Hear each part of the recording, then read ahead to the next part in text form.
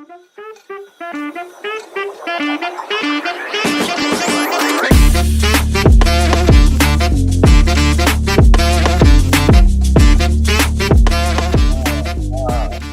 we are back at it again. My name is Hancho, and this is my guy. Siriaco, y'all in these streets can call me Rocco. And we are Fourth in Fantasy, your fantasy playbook to more championship wins. Rocco, how we feeling tonight, my guy? I feel great because we are a fantasy football podcast for Dynasty Sickos by Dynasty Sickos. Y'all And come what up in here. and what do we have? Actually, before we get into the nitty gritty, this episode is brought to you by that right hand corner fast draft, the fastest best ball platform out there, where you can now play their new format Rabbit. I've been actually about to be going on a draft or trying to go on a draft this week. It's been busy. Actually, today has been one of my busiest days. Was just on a show with our guy Bucky talking Devi. Shout out to him for having us on. Always great talking ball, and especially in the environment of Devi where I'm fairly new, and I'm actually glad. That's one thing that I'm super happy about. If you have to look back on some of the things that we've been able to accomplish this off season, I'm super happy that I finally dived into Devi and met the right group of people who know about Devi as well to keep me knowledgeable. But use our promo codes fourth and Fast Draft will double your first deposit up to $50. I repeat, fourth and Fast Draft will double your first deposit up to $50. I promise you, they're trying to put cash money, moolah, fatty, cheddar, chicken, however you refer to your dinero. But we got an episode for y'all tonight. We're looking at the NFC East, and to be more specific, just with fantasy implications, who you should be looking at, what's fool's gold, how things are looking so far, how we think teams can be looking in 2025.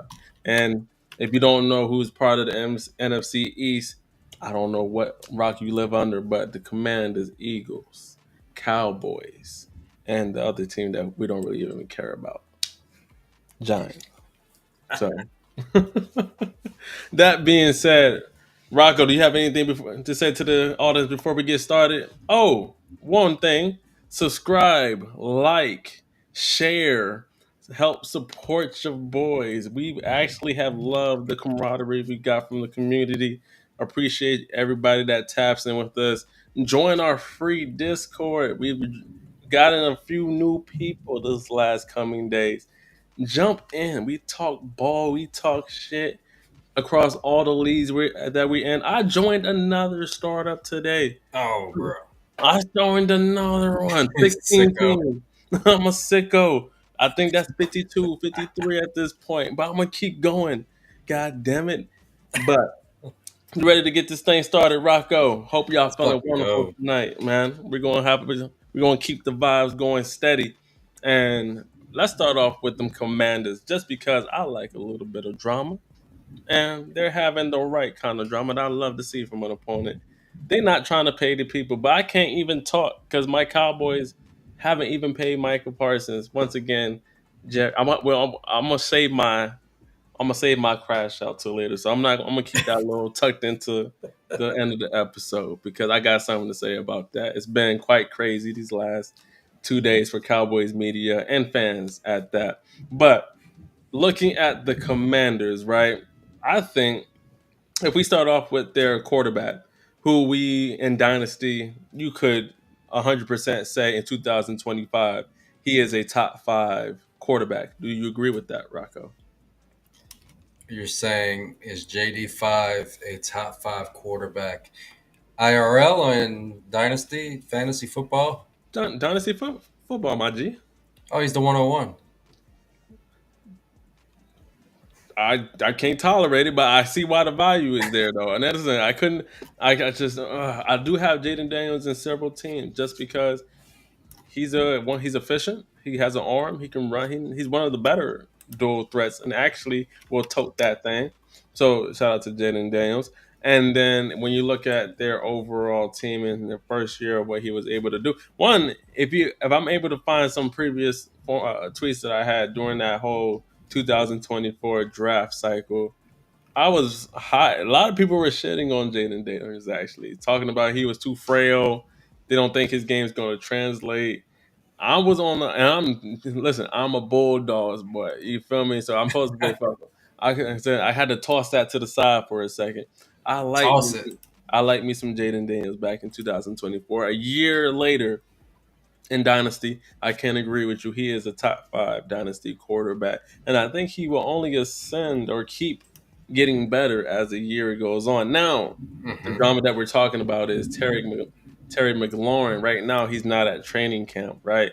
And so, if you're really looking at that wide receiver room after Terry, they have Debo, they have McCaffrey, they have shoot, somebody that I still like at the tight end spot, Zach Ertz, and then running back wise, Brian Robinson. They still have Eckler, and then the undrafted rookie that I'm his name is totally slipping my mind. Uh, Mus Maris Musk something like Jacoby something. Jacoby Merritt something. Jacoby Krosky Merritt. Yeah, there we go. It's a lot. It's a that's what literally get a tongue twisted trying to say that man's name. But when you're looking at when you look at your overall fantasy team so far this year and just in general, who like on the Commanders offense have you routinely rostered that's not Jaden Daniels? Um, I'm really not targeting any of them. I guess from a cost perspective, Jacoby Krosky Merritt, because I was getting him in fourth rounds and undrafted a lot, so he's a decent stash. I got basically got rid of all of my Debo. I mean, he's looked dusted for a while. Um, I do have some Terry McLaurin, but I can't lie and say I'm not nervous about this because this is what we saw last year from Brandon Ayuk, and I wrote it off a little bit, uh, and that came back to kick me in the ass because not only did he underperform, he also blew his knee out, so it was a total wasted year, and we're probably losing the first half of 2025. So that makes me a little nervous. And if he doesn't show up, who is going to take the reins for this wide receiver core? I feel like Jaden Daniels can figure it out somewhat and somebody will emerge, but good luck telling me who that's going to be. Is it going to be some of these new guys that were brought in the building? Noah Brown, Michael Gallup, KJ Osborne. We kind of know what Debo is at this point. He's not necessarily going to be a separation guy. He's going to be a guy that can catch the ball and make something happen after the catch. But as far as keeping the team ahead of the sticks, I don't know if I trust him. So, and like our guy Crispy said, can't forget about Ertz. He was a big time value last year. And he's generally free at the end of drafts. So Shout I out to got a the couple of him. But if I'm going for upside, uh, if I'm going for max upside, um, the guy I want to get is Ben Sinnott, because let's just kind of go down the rabbit hole and say Terry McLaurin holds out into the season. That team may have to run more 12 personnel just to get somebody that Jaden Daniels can trust. So, you know, we like Ertz. He can be on the field, but get Ben find a way to get Benson not on the field in 12 personnel, And now you may have the beginnings of something that he can trust a little bit while we wait, for some of that wide receiver production. But it's a hard team to really get excited about investing in, which is crazy because I just said that Jaden Daniels is the 101, but it's not necessarily because of his weapons. Um, so, Mhm. if Terry McLaurin, sits out a portion of the season, our Jaden Daniels stonks might be in trouble because that team signed a lot of guys. I mean, a lot of fucking guys, but none of those guys were stud wide receivers. Well, hey, listen, like Chris said, he loves Ertz this year, and I took a mad advantage off of Zach Ertz. I still thought when he, and I hate to say it because once again, go Cowboys, but loved, and once again, this is one was a guy that kept Trey McBride off the field when he was in Arizona. Comes over to Commanders, keeps Ben Sinnett off the field because he really didn't play last year when he was kind of one of the draft darlings in 2024 tight end class, where we thought he would come up, be one of those guys, or at least be used more than what he was last year. That didn't happen. So with the Commanders now, I feel like, and I was somebody who was saying fuck Debo. I wasn't very much on the train actually at all. I felt like when you could see sometime his part of his time or towards the end of it in San Fran, he just didn't look like the same guy that that looked explosive. That would do well. He just looked slower, sluggish. Injuries was maybe catching up to him a little bit. Maybe he didn't like how he was being used in the Kyle Shanahan. He didn't want to keep being like that running back esque type of guy. Now he comes over with the Commanders. What has me a little bit more back on the Debo. I won't say train, let's say, but I believe in Debo a little bit more. Once again, I try to shout him out as much as I can because I really do feel like he the wide receivers that do go to him end up actually improving the next following year, and that's Route God. That's his uh, handle on IG. Might be Route God as well on Twitter. But the way he gets receivers, the way he teaches receivers, and honestly, his life posts beyond football are amazing as well. But he is a really good trainer, and the fact that Debo's going to him, and he lets me know that he's heard the noise all over social media and people talking about he looks slow, he can't run routes, he's not that guy anymore. So I'm not saying I'm fully on the Debo train, but I do think if I think he will have I won't say a bounce back year, but he'll have a better year than he had the previous. And then if we're looking at that running game esque wise, Brian Robinson is a forever an RB2 to me. He will never be looked in my eyes as RB1. I don't think he has they want to run the ball, but then at the same time, it's like you're sharing the backfield also with Austin Eckler, who's a better catcher than you. But Austin Eckler sometimes looked like shit last year too. So it's like, and then I was actually talking to our boy Chef about this one, where my hot take was I thought that Corey could end up taking Eckler's spot by mid year or towards the end of the year because I feel like he's more explosive and also a better runner at this stage of Eckler's career. But I'm like you. I'm not actually trying to acquire anybody really on the Commanders roster. I don't want to pay the price for Jaden Daniels unless I'm selecting him somewhere in a startup, typically in that 102, 103. But y'all know Honcho better where I'm going in that first round. So Jaden Daniels is already off my plate typically of where I can select him. But he probably is the only person on that Commanders roster I'm most likely would be interested in trading for or rostering. But yeah, it smells like it sure does, don't it? But Yeah, that's my take on the Commanders. Not super high. They also just signed Von Miller, old ass, to the roster. So I think I saw a stat that they have the oldest roster in the NFL now at like 28 years of age.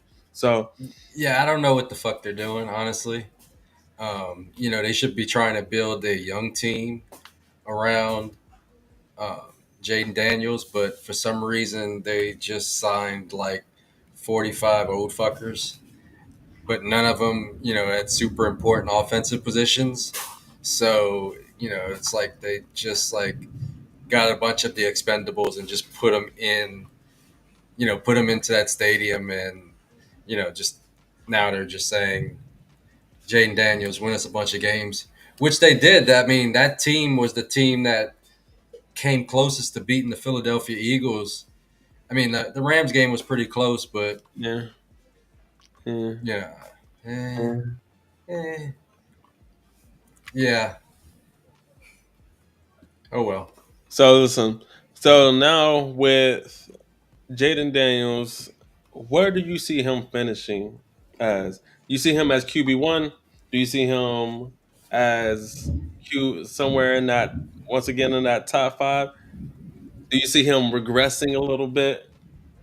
I think he should just go right back to being a top five option because, I mean, he showed it last year with not many weapons, and he's shown himself to be a guy that can, put the ball on some weaker weapons. So I think he'll make it work somewhat. Um, but he needs to get Terry McLaurin in there. If he doesn't get Terry McLaurin in there, I'm a little bit nervous about Terry, about the whole Washington offense as a whole. If you're honestly, I feel like some people might be panic selling. If you are panic selling on Terry, I feel like he's a hold at this point. Hold. You just want to see what happens. I don't think he leaves the Commanders.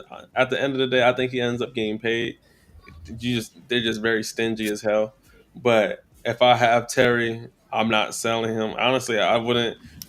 I'm I think he's in a weird spot because if I guess if I'm going for a championship and I'm looking for another piece of the team, and let's say it's a 12 team league, and I'm gonna have like potentially the 112. I might send that off for Terry, but I feel like he's more for me comfortably I feel better sending 2 seconds rather than a first. Would you agree with that? Uh, yeah, I think so. I think so. I think Two I think it, like one for a first for a Terry doesn't sound sexy to me. You feel me? Like it's I mean, you can't really send anything for Terry right now oh yeah, don't unless yeah. you're getting him cheap. If you're getting him for a second, yeah, all day. But if you're going to send first or first plus, I'm out of that. I'm out of that because we've seen this script before, and he's no Jamar Chase that can hold out and still win the Triple Crown. He's closer to that Ayuk level talent, and I feel like he's going to need a full training camp to ramp up. And if he's not showing up to camp, uh, and he's harboring hard feelings to the Commanders' front office for not extending him, for not giving him his bag, then I can only see this ending badly. So for for all of the fantasy community, I need Terry McLaurin to get paid and to show up for camp. He got 20 touchdown upside on it. What the hell? We 20 touchdowns, He coming with crispy, those crispy takes. crispy. Come on, dog. You said 20. And I feel like Terry is a very TD dependent receiver, right? Like he barely got over. If we're and last year, it felt like he had a strong year. Brown only barely got over 1,000. It was mainly his TDs that got him his ranking the way he got him. So it's Let me just put it this way: the only guys that scored 20 touchdowns in a season are Randy Moss, who set the current record of 23 in 2007, and Jerry Rice in 19 and fucking 87. One of our goats in 12 games scored 22.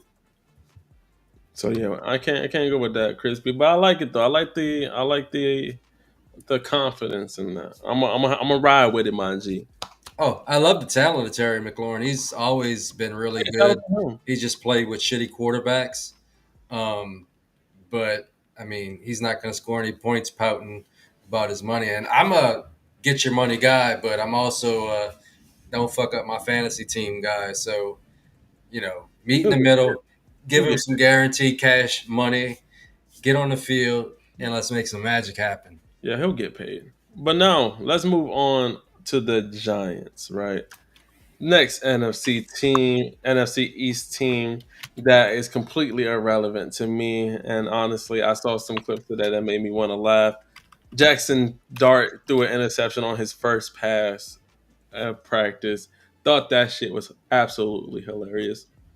Uh, if we're looking at the offense right now, so far in camp, from what we've seen, Russell Wilson is the starter. Actually, that's one of the clips I did see. He threw they were near the goal line.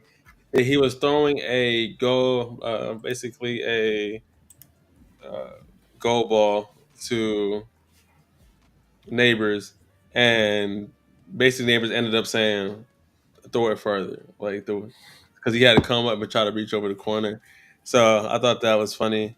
So right now they have Russell starting. What I see second is Jameis Winston. Jackson Dart is third, and then we have Tyron Tracy right now as the starter. Devin Singletary looks like he's at the second. Cam Scatterbo is third. Ah, that's for all you Cam Scatterbo owners right now. You probably that might not right now. It's still early, but that doesn't make you that good in your britches. My bad, it don't. those depth charts mean shit at this point in the season. I don't give a fuck. Like Fuck honestly, him. they don't mean anything. Mm. They're just something so guys can victory lap, but they mean squat at this point of the season. You know what? You know what's crazy? What I'm about to say to you, Rocco, right now. There's more guys on the Giants that I would particularly roster than I would on the Commanders. Do I sound wild for saying that?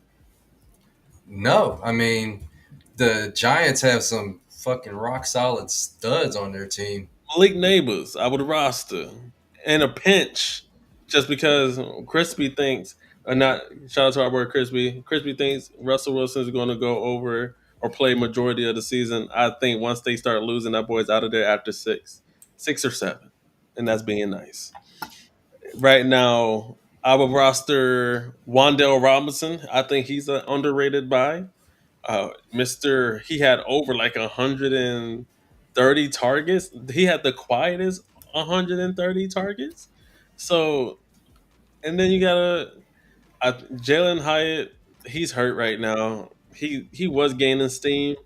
I'm not. God, it's like Nah, I'm not really caring about him.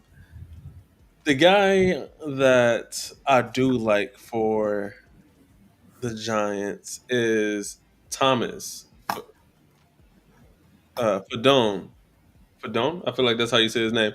He, I think, can make a push for with Theo Johnson for starter type plays right there, right? I think where he can make his mark is where he's a great blocker. He has one. He has one of the biggest wingspans and largest hand sizes ever in the NFL history. Giggity. Oh yeah, are you getting Dart or famous Jameson? Ah, listen. Ah. man, Go ahead, Russ. man, I think I agree with Gridiron on this one, man. I'm neighbors, and y'all can have Wandale Robinson. I'm cool with getting just like basically anybody else. I don't want 90 3-yard catches. That just ain't sexy. He ain't bringing the sexy back. I like Um, Wandale, man. He's a the good. only the He's a good. only other guy that I'm invested in is Cam Scatterboo, man. Just Throw up, but I don't. just Wandale Robinson jump going to finish with more fantasy points than Cam Scatterboo. in Write a PPR. In a PPR, he write that may come down. close. Write that down. It's not. It's not even gonna be close. Hey, yo, chat. Come on, let us know what do y'all think? Who do y'all believe will have more fantasy points, Wan'Dale Robinson or Cam Scatterbo? It's going to be Wan'Dale Robinson. It's not Yeah, even but going to be close. this is the this is the thing about it. Cam Scatterboo is gonna have a bigger fan base because Cam Scatterboo, you know what he is? He's scrappy. He's got a high motor. Talk He's to a them, Chris. gamer. He's sneaky Talk to athletic, them, Chris. gritty. He's just a winner with a high IQ. He's got the best fundamentals and he's got limb pliability. And like our guy Angelo said, he gets the crowd going. The first time he makes a big play and looks at the crowd's going to know that this guy's a fucking superstar. And you're going to be upset that you don't have a higher share of Scatterboo because Scatterboo is taking over this backfield. Tyrone Tracy is going to be a gadgety type of guy with his little 35% Mm, um, touch share. mm. And Scatterboo is not going to only be the guy that's in between the tackles, he's going to be the guy catching passes as well. And then we woke up. I still believe in Tyrone Tracy. I still think he's going to have a role. He's only going into his third year of being a running back.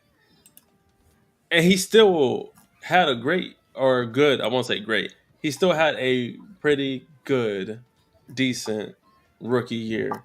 So I think we're getting ahead of ourselves of just crossing him out thinking he's not going to be the or some type of pivotal role in that offense.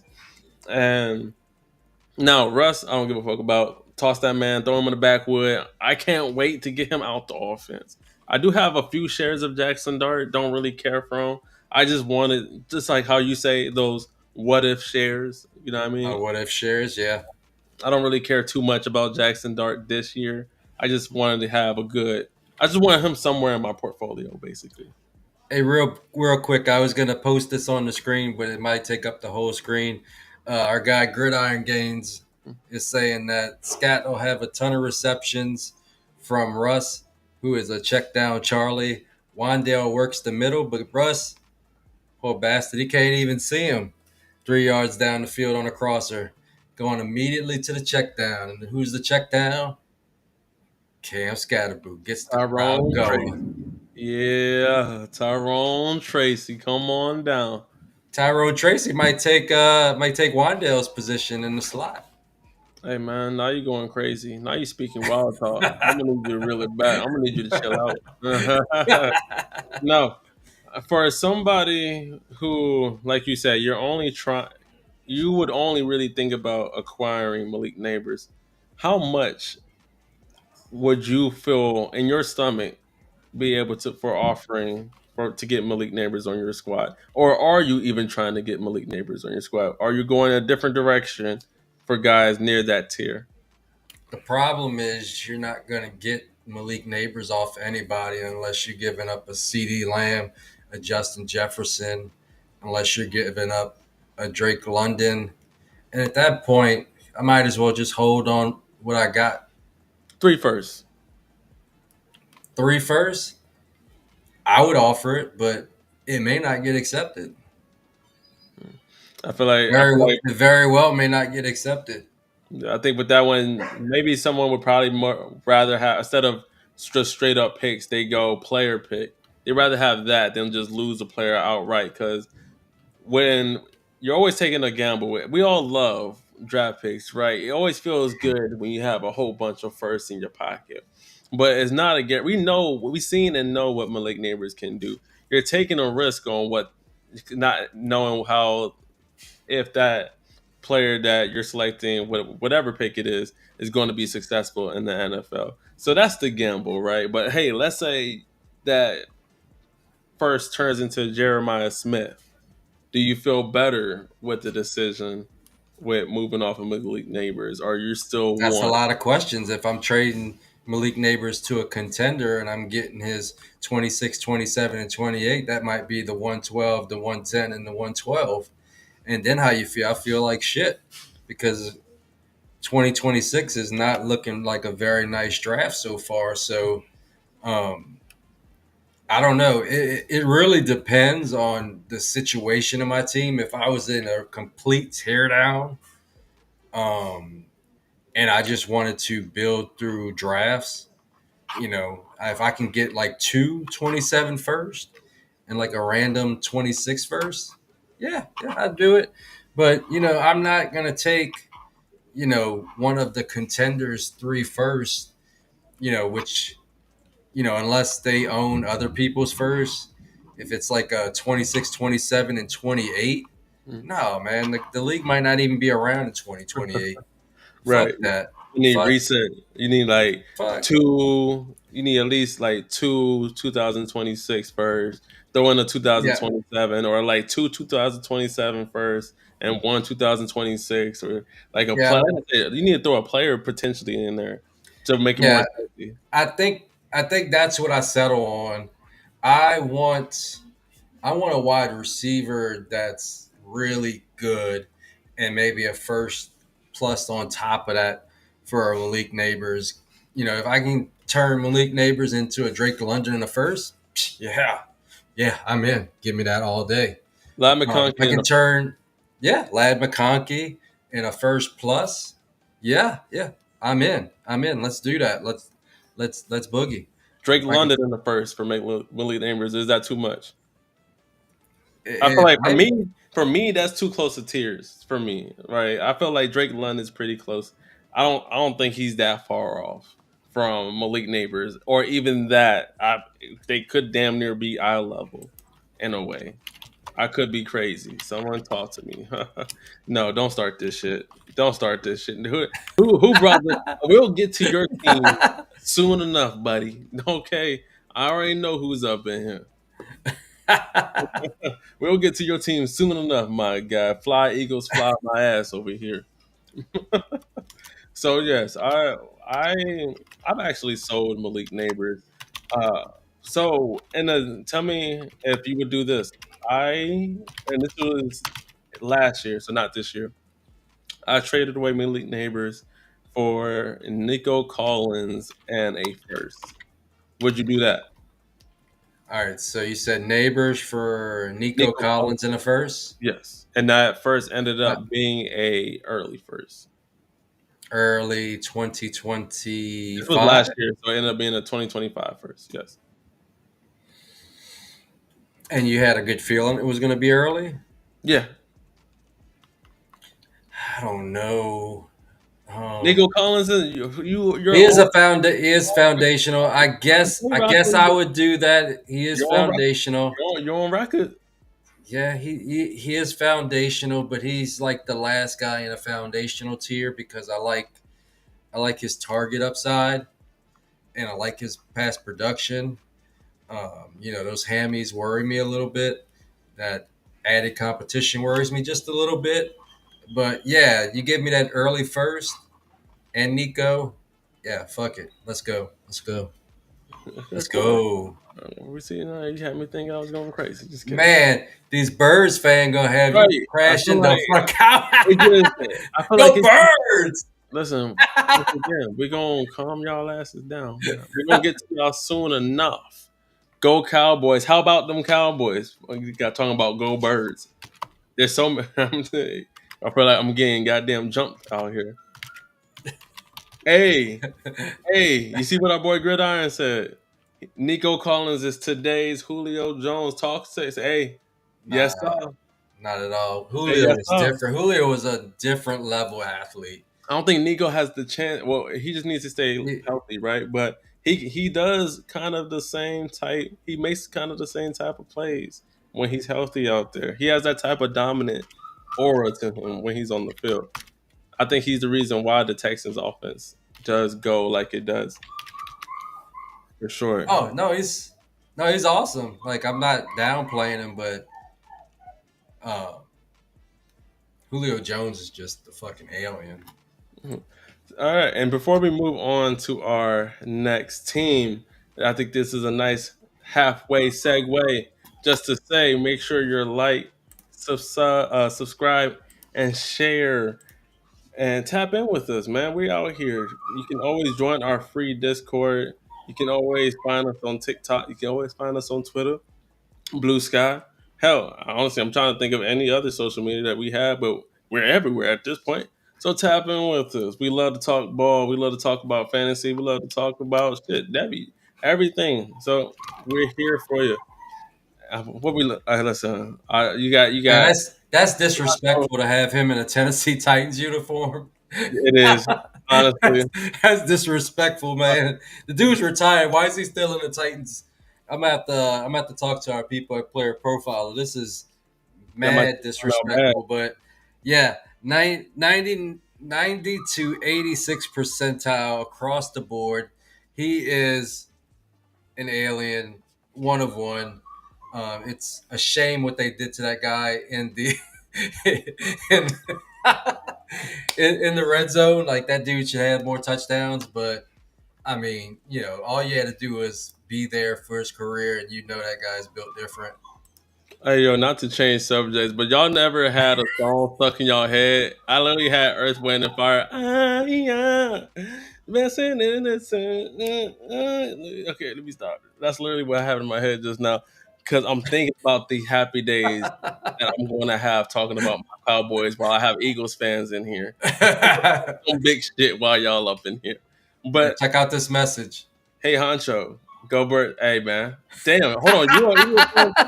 Hey, hey, I don't like this. I gotta get me some Cowboys fans up in this bit, man. I feel like I'm getting team. This shit crazy. This shit crazy. No, Roddy White stole. Right. It's kind of crazy Yeah, how that Julio shit Jones, makes you want to take shrooms, bro. I know. Matt Ryan. I blame you as well, but Matt Ryan was also a low key kind of good quarterback. That he should have had one Super Bowl under his belt, but Tom Brady had other. He had other, you know, plans, and That play in the Super Bowl, like, how do you lose the Super Bowl after that fucking play? I How?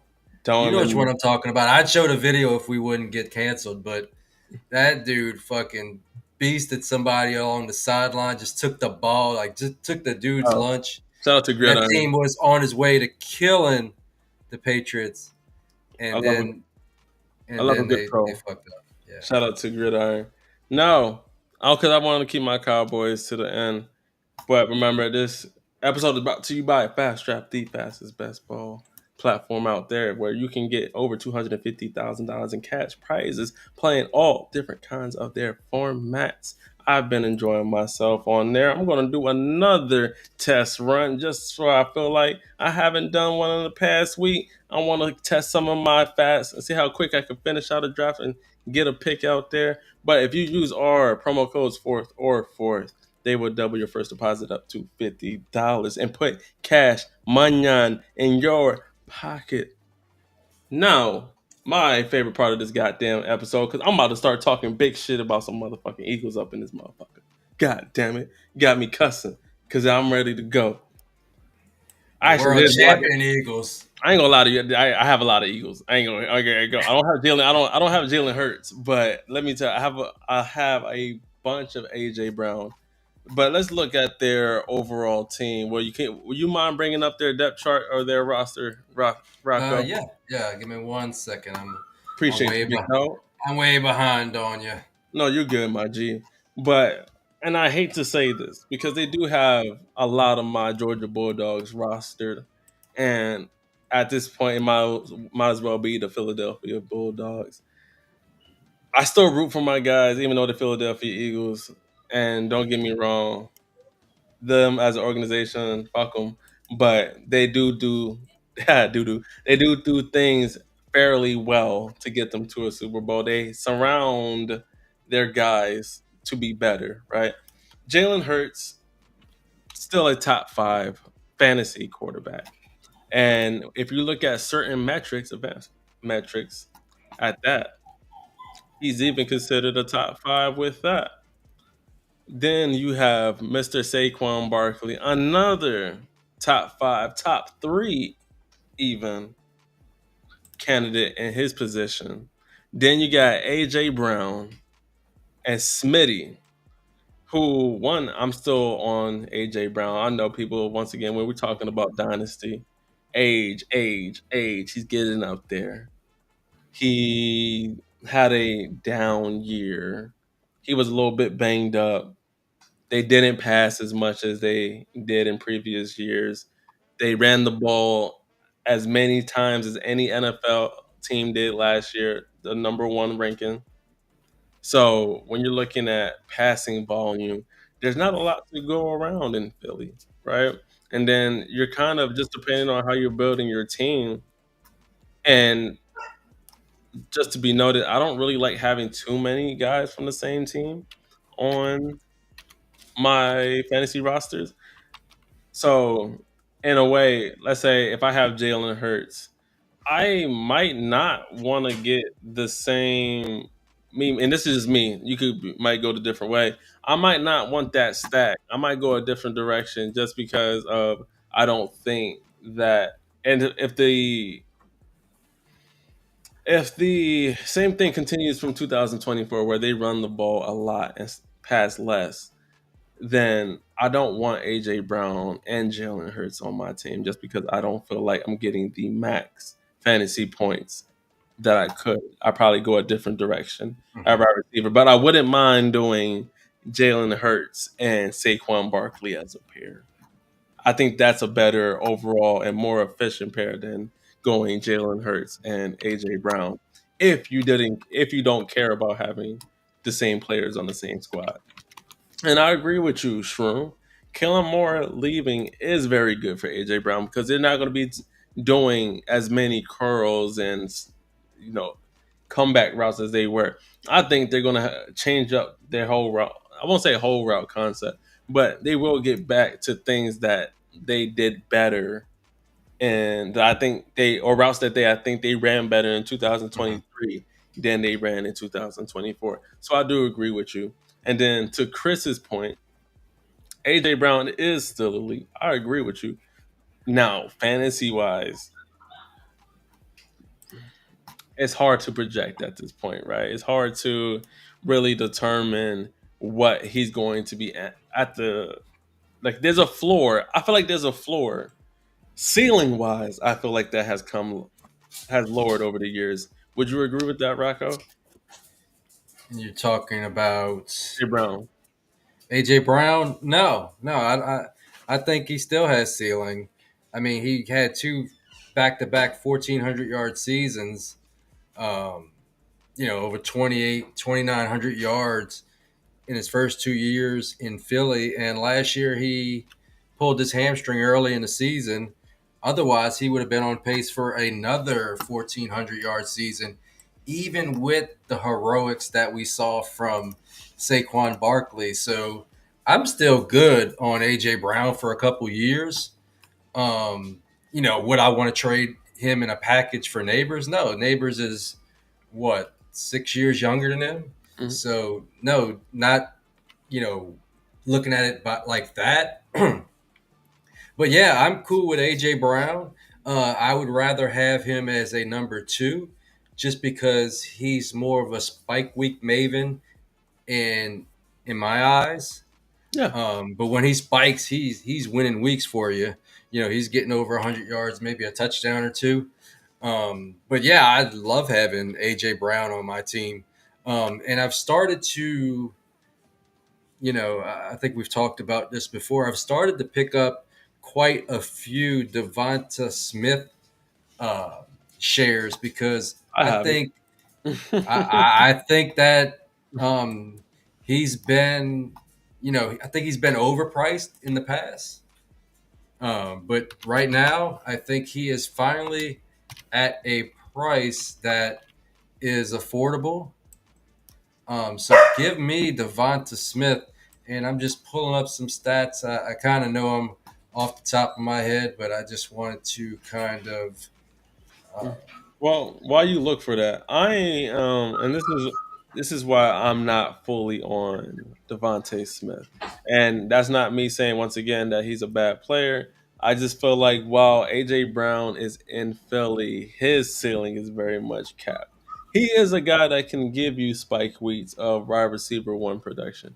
I Mhm. think, but I just think the value of him and maybe maybe he honestly I don't know. I wouldn't. I don't see anybody giving him away for a second. And if you're comfortable sending a first for Devontae Smith, I don't believe in sending a first for wide receiver twos, in my opinion, right? Unless it's T. Higgins, only because T. Higgins is literally in a top five passing attempt office. Like they're probably gonna have the most passing attempts in 2025, and I'm talking about the Cincinnati Bengals.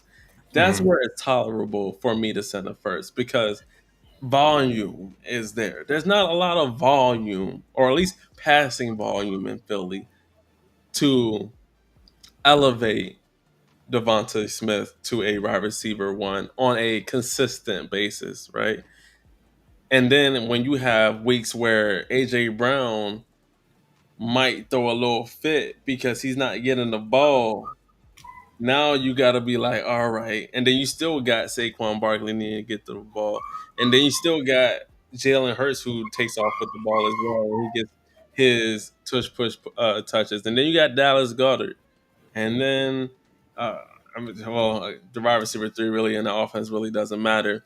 But I just don't feel I'm not really, and I've acquired Devontae Smith before, but these last 2 years I've kind of just went to the side a little bit. I'm not really in on Devontae Smith. He's on a few of my fantasy rosters. Don't get me wrong. Mhm. I've sold a lot of my shares, but I've kept a few just for the portfolio, of course. So, I'm sending first all day. oh yeah. 10 plus points in 10 out of 13 games. He had a spike week of 30 and multiple 15 to 18 point games. So he's a guy that can spike for high end wide receiver two, come close to a wide receiver one in weeks for you. And that was, like I mentioned before, in a historic year for Saquon Barkley. And I'm going to tell you why I feel good about investing in those receivers is because I feel like Saquon Barkley, who had 400, I want to say 436 touches last year, I think he's going to come down to earth a little bit. I'm not calling for the guy to get hurt, but if they give him that kind of touch volume again, they are setting this man up to get hurt. I think they're going to have to be strategic with how they use him, and they're going to have to try to get him to the postseason 100% healthy, or that team could get in trouble real fast. Hey, the NFL stands for not for long, and Saquon Barkley's already on the later end of his 20s, about to be touching 30. The New York Giants don't give a not the New York Giants. The Philadelphia Eagles don't give a fuck about how they manage his usage.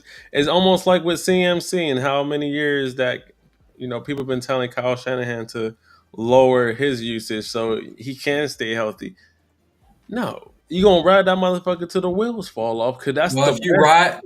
if you're riding him in week 5, then you're not going to have him for a playoff game. You just got And to when hope. you have two wide receiver ones on either side, you're going to have to feed those guys. You're not going to just be able to, jump backwards on every team in 2025. You're going to have to pivot a little bit because you're setting yourself up for failure if you're going to ride a guy that you just paid and ride him to 500, damn near 500 touches regular season and playoffs. And we forget that they played a full repertoire of playoff games that added to his touch total. It's not just what he did in the regular season; it's Mm. also all of the amount of touches that he had in the postseason up to the Super Bowl. That's the problem. You know, CMC wasn't going to the Super Bowl in the years that he had many, many, many touches. Saquon Barkley did, and to have a career high in touches, of that magnitude, and expect him to do that in back-to-back seasons, that's a little bit unrealistic. I think he can come close and have a really, really good fucking season and super, super efficient season. You know, and you know why? Because those guys on the outside are going to create a lot of holes for him if they start, realizing that they do have two elite guys on either side of the formation. They're gonna lead the NFL in rushes again, and that's the recipe. And then they're gonna try to teams Yeah, don't. They got a little taste of that Super Bowl, and they're like, this is they're how gonna we. have, they're gonna have some rushes, but they're gonna be mixing in Shipley and AJ Dillon and whoever else they Oh yeah, they I pick forgot they up got AJ they pick Dillon. up off of the scrap heap because I can see that team scouring waivers and waiting for some of these guys we kind of like and picking them up if they get cut, if they get dropped. So be on the lookout, if teams, because there are going to be some running backs that we don't like, that we do like, that get cut, that don't make the 53. A guy like, say for instance, Damian Martinez doesn't make the team, and they Oh pick that guy up. yeah. Get the fuck out of here! That dude's immediately, maybe not immediately, but by midseason, that dude's going to be a nice looking RB2 for the Philadelphia Eagles. And so before we move on to the last team in NFC East, some would say the best team in the NFC East, and then when I say You some, would say. me, that's all that goddamn matters. Goddamn, you know what I'm saying? But with Saquon Barkley, right? With Saquon Barkley, you would trade a first and a third. You think someone would take a first and a third? I think I think if you have Saquon Barkley, unless you're a super forward looking manager and you're looking at those damn near 500 touches in 2024, they may look to get off of Saquon. Um, but most teams that had Saquon, No either contender. won the championship or came damn near close to it, probably in their Super Bowl. A lot of people are going to hold on to that 2024 production. Me, I have a couple shares. I haven't been able to quite move for what I want because I'm gonna try to max out my asset with Saquon Barkley. But yeah, I wouldn't mind move. I wouldn't mind tearing down from Saquon. A first and a third. I don't know. I think I'd rather a tear down for Chuba in a second. if you're giving me Chuba, you're gonna have to give me a first on top. Okay, so Chuba in the first. Okay, all right. I think I'd do that. I Yeah, think I would Chuba do in the that. first. Okay. Bucky Make it Irving. 27. Bucky Irving in a second.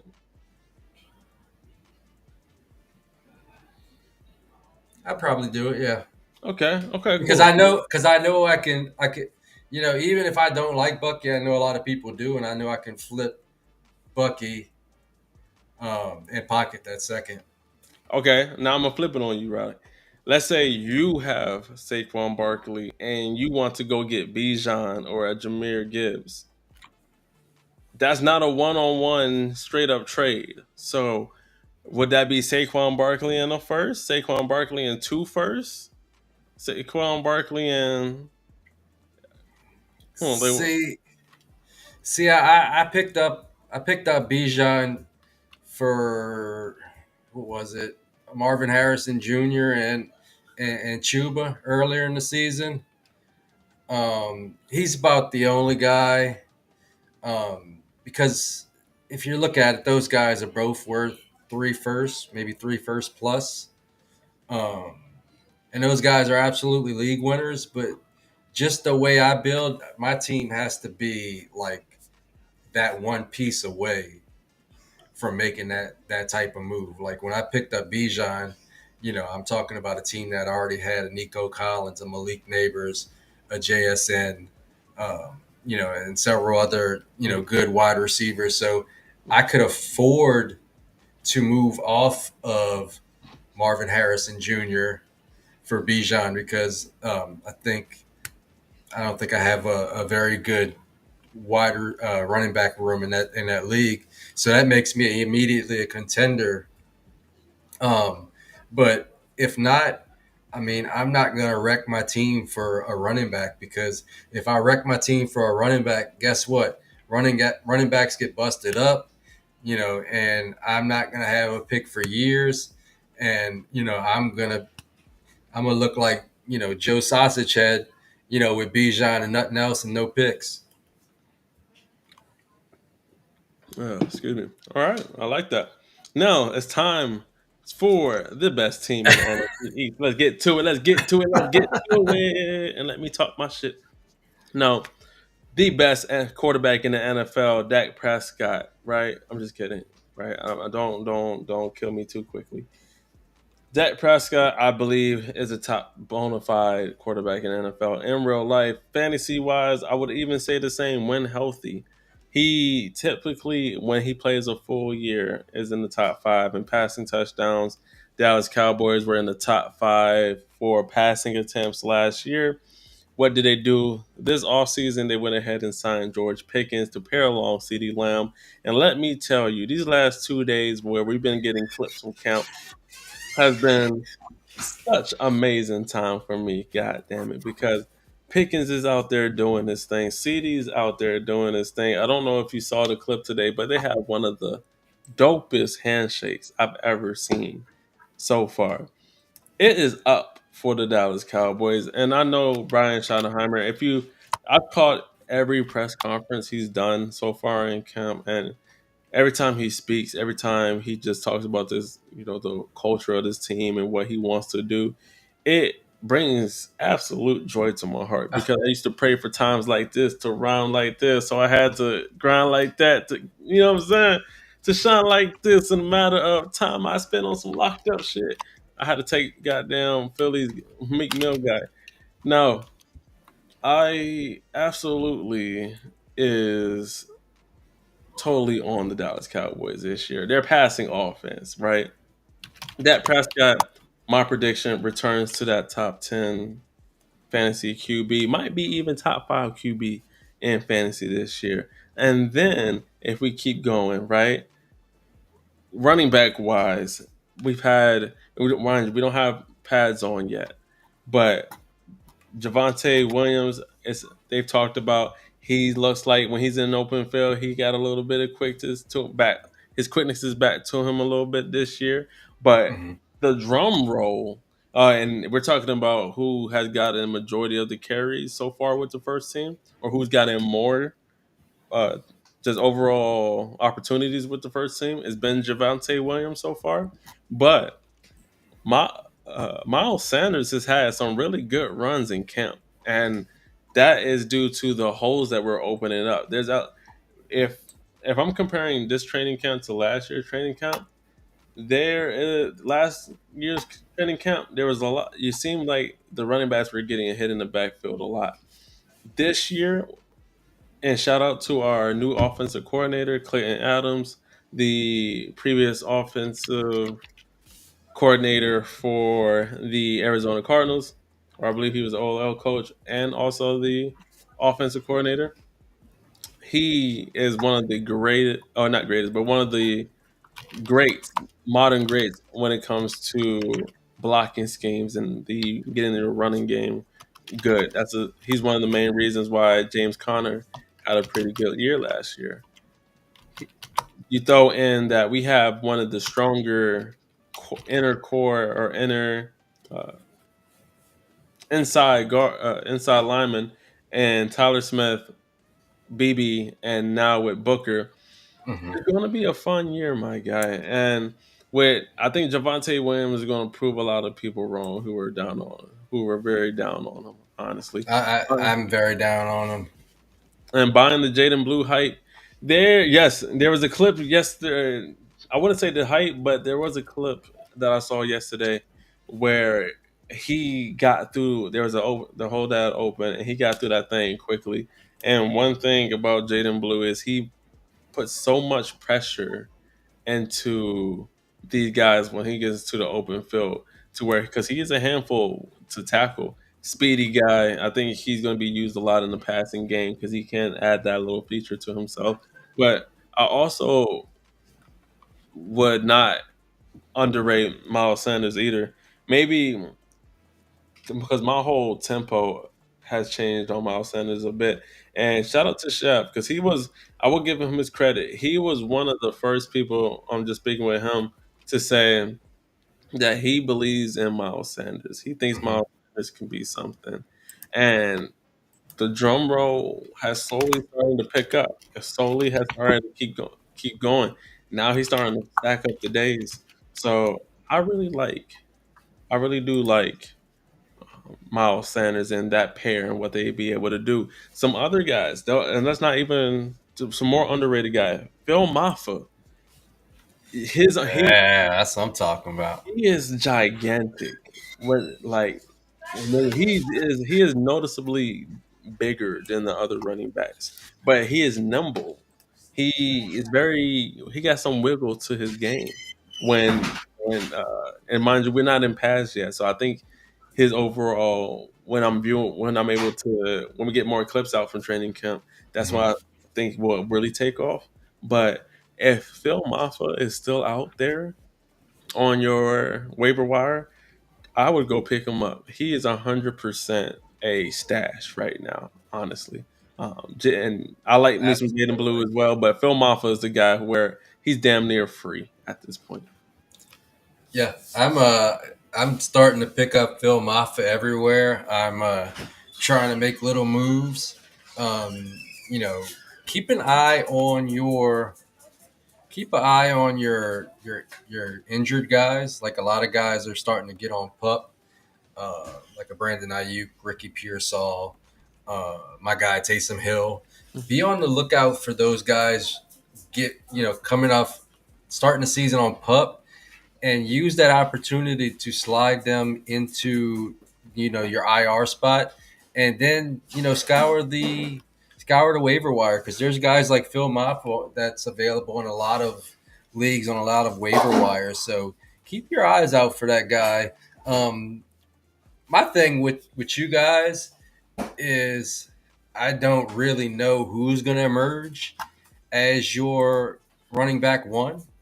Agreed. It could just be an awful timeshare where everybody's getting a little bit, or one guy can emerge. And the cheapest guy that can emerge is Phil Maffa because you don't have to pay shit for him. He's even cheaper than a Miles Sanders. So he's a guy that I'm aggressively trying to put on my team.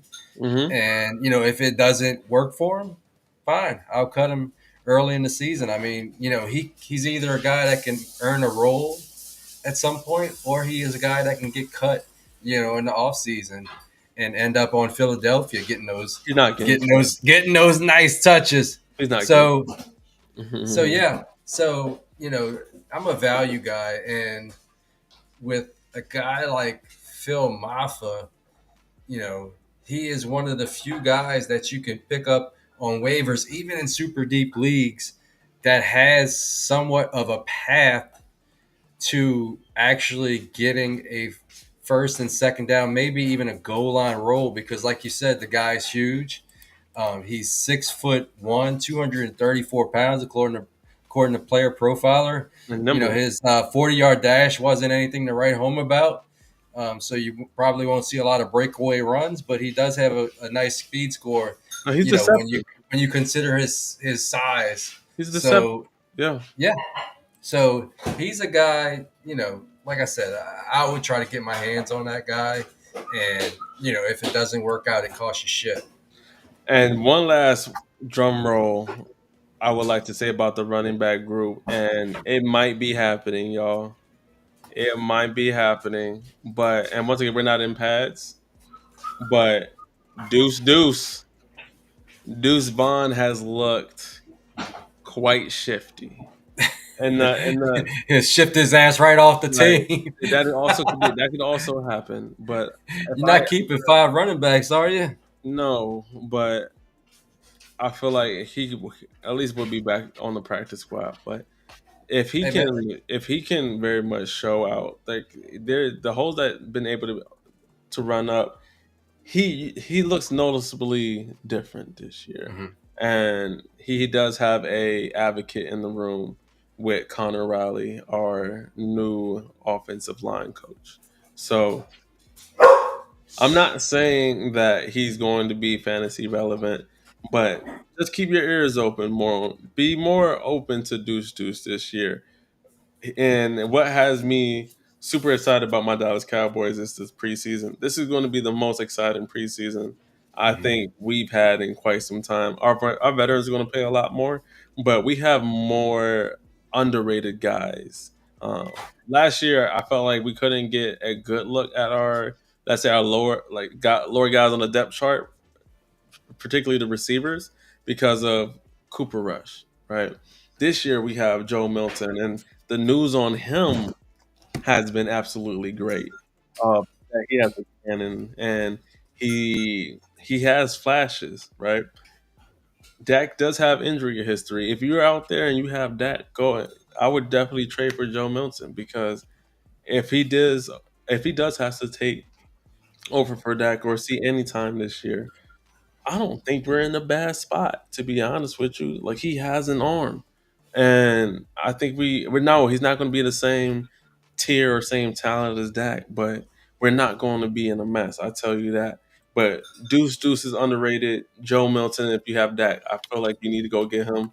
Jaden Blue, he's going to be if he gets the adequate touches through the passing game and the running game, that'd be good.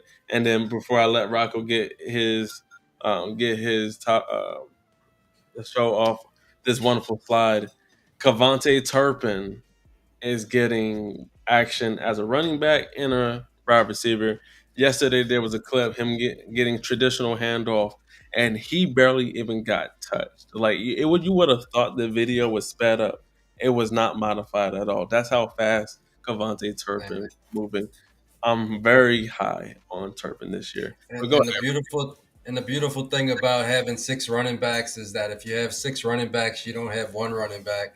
So I'm a little nervous about your running back situation, but what I'm not nervous about is this slide that's brought to you by our guy Roach. He's a guy in our Discord that's um, he's what he does is he likes to work with the numbers. He likes to create slides like this, and he has his projections here of the Dallas Cowboys, and he's also in this chat here under Shroom Stamp.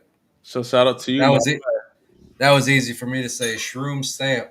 Um, and the thing I like first of all, looking at these projection is Dak Prescott every other year. He is a guy that appreciates every other year. Dak Prescott, 4,500 yards, 32-10, and he also appreciates a slim down Prescott to get 250 yards on the ground, 34 total touchdowns, 1,300 yards for CeeDee Lamb, and 10. As a projection, it's lovely. I think he's going to get more than that, but as a projection, you just can't just say I project him for 1,700 yards. You can have a hot take that he's going to have 1,700 yards, and I think, I don't know it to be, I don't know it for sure, but I know it to be true. Like my guy Bill Maher says, um, George Pickens, 1,000 yards, 7 TDs, and you got a smattering of stats for some of the tertiary options there, but I really like his setup. He's got these little slides for basically every team in the league, and he also has some slides that go way more in depth. Um, I don't think I can share it here because it's just going to be hard to see in the small screen, but he has offensive breakdowns, coaching breakdowns, key additions. It's like 3 pages long, Good full work. of good insights on basically every team. I was kind of reading it, just just kind of reading it and trying to get an idea of his thoughts on the Cowboys, and it seems like he's pretty high on the Cowboys in 2025. So I Hell think you yeah. guys can be friends. I think we are best buds, damn it. And some of those stats, listen, Dak Prescott's going to have a really good year. A little wrinkle on Jaden Blue. There has been um, around beat writers and from internally in with the team that some of them believe that Jaden Blue is their most talented running back on that squad right now. Hmm. Right now, everyone is going to have their role, but if we're just talking about pure talent, Jaden Blue is one of the best or more pure talents in that running back group. But I like those stats. I think George Pickens could even go even higher than a thou wow. I honestly think his heel will touch 1,100. You know what I mean? And then I would keep the touchdowns the same. I did have liked what I seen from George Pickens, and I liked what the stats that he had for Jake Ferguson, which I've been telling y'all all off season, and this also the beat writers are talking about it as well. Jake Ferguson is going to have a bounce back year. Everyone has talked about how he is looking like he was 2 years ago. He's moving good. His routes are looking good. And they believe that he is going to be set up just because of what now they have George Pickens. He Hmm. got the vertical deep stuff. You still got CD Lamb. If you cover the clips, he had a nice little run today. And then you throw Jake Ferguson through the middle, take that seam work. It is up for the Dallas Cowboys offense. And you could also have a sneaky good running back. It just depends on who is going to be the running back. And if you make the right choice, you might end up hitting gold, Dynasty Gold on having a very, at least at RB2. I think who ends up being the starter, if you will, can give you frequent flex, at least flex type fantasy points to RB2 type work. But Javante, I'm still high on Javante. Like Drew, no, still I'm going still going Javante. I think he ends up winning the starting job with Miles Sanders complimenting, and then Jadon Blue. He's going to come as a receiver, explosive guy. But it's going to be fun. Brian Schottenheimer has talked a lot about having motion, pre-motion. He's talked about being multiple. So he's going to be. We're going to see wildcat. We're going to see the pistol formation. We're going to be a lot under the center a lot. We're going to be in shotgun. So it's going to look good. We're going to be very hard to stop. And once again, we were a top 5 offense in pass attempts. So there is volume to go around, and I think it's going to be a fun thing to watch. I'm telling you that. Eagles, there. Yeah, if y'all still in here, y'all shaking in y'all boots. Week 1, we spanking ass. We putting belt to ass. I'm telling you, it's going to be bad. It's going to be. Y'all think you're going. This is going to be an easy walk. You think it's going to be an easy dub. This ain't that. Tomorrow price ain't today's price. I promise you, we're coming for it. I can't. As soon as we got George Pickens, I couldn't wait for week 1, man. But that is who I believe in fantasy wise for the Dallas Cowboys. I'm actually, I could be biased, but I would be in on acquiring Dak Prescott. I would be in on acquiring, honestly, Javante. It depends on who ends up getting the role, but depends on, and also how whoever has them, what they're willing to come off of. I'm just gonna be honest with you. A lot of people don't want to come off of Javante Williams. They have to feel like he's the starter. So a third is not working for them, and a second sometimes. Well, definitely not a third. Maybe a second gets it done. A third always gets a decline so far. Fuck no. So they think he's potential starter. So go ahead, Rocco. Potential to light a second round pick on fire. Man, somebody offered me a second for Javante Williams when he first went to the Cowboys, and I think I nearly cracked my screen hitting accept so fast. I couldn't believe my luck. Um, I I think even if Javante's good, you're still going to have a lot of other guys that are sharing that rock. And I mean, what is really a RB3 worth? It's definitely not worth a second. Um, to me, it's not really worth a third either because I just don't see the upside there. So I'm gonna keep kind of getting some of those cheaper guys and just stash them and see what happens. I'm already off of I believe, all of my Javonte Williams shares because as soon as he went to the Cowboys, those Cowboy fans, they were just hitting me up, and I sent him right away. Um, the other guy that I'm interested in is Luke Schoonmaker. I read a clip today that he looked so quick and fast. They thought they had another Jake Ferguson out there. So, if Jake Ferguson continues to be banged up, Schoon is a guy that you might want to put at the bottom of your roster and just see what happens. I can agree. Well, I can't agree with that one actually because actually, and I don't even want to say this because I want him to stay more on waivers so I can acquire him later. But Brevin Spanford, remember that name. He might not seem important now, but that is somebody who I could see beating Luke Schoonmaker for that tight end too. I tell you that he's big, he can block, and it seems like this year he has taken his receiving game or improved it. And for our boy Drew here, if you were going to be worried with the Cowboys, what would it be? Honestly, I just want to see once again we had one of the worst running games, and if you've been a Cowboys fan for as long as I have, we've always been able to run the ball. It was the passing game that could sometimes seem like ass.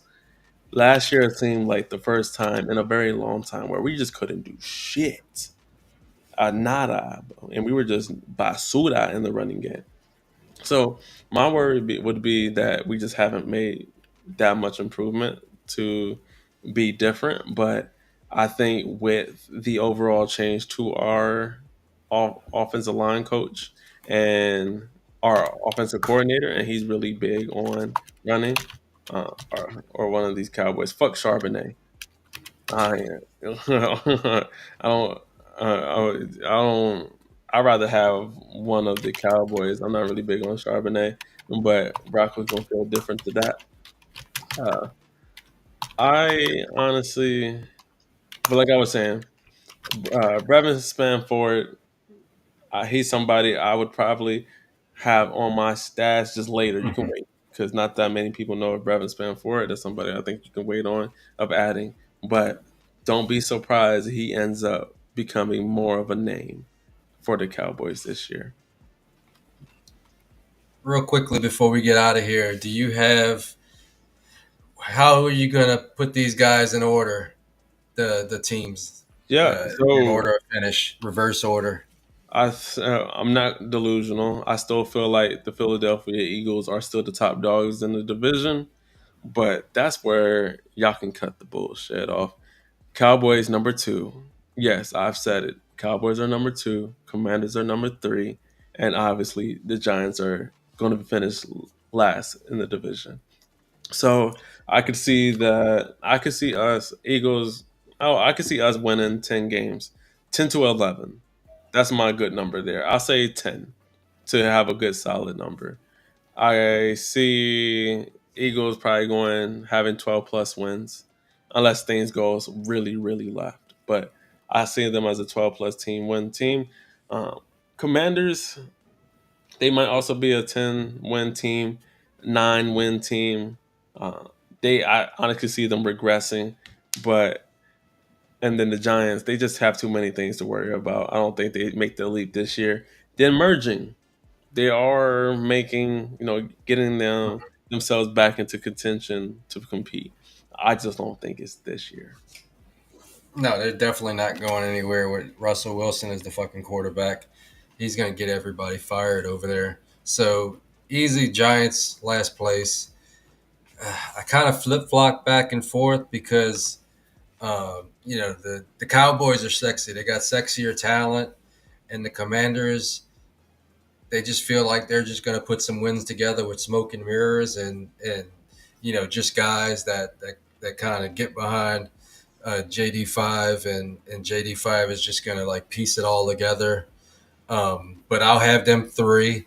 And it's funny when I saw Jerry Jones, like, you're having a good off season. Then he just he just he just talks shit about everybody. He's like, yeah, he wants to get signed, but he's been hurt 3 games, and this We're one's been going hurt and talking shit, and fresh out he that. wonders why the Cowboys consistently over underperform every year. He's always wondering why they haven't won a championship in many many years.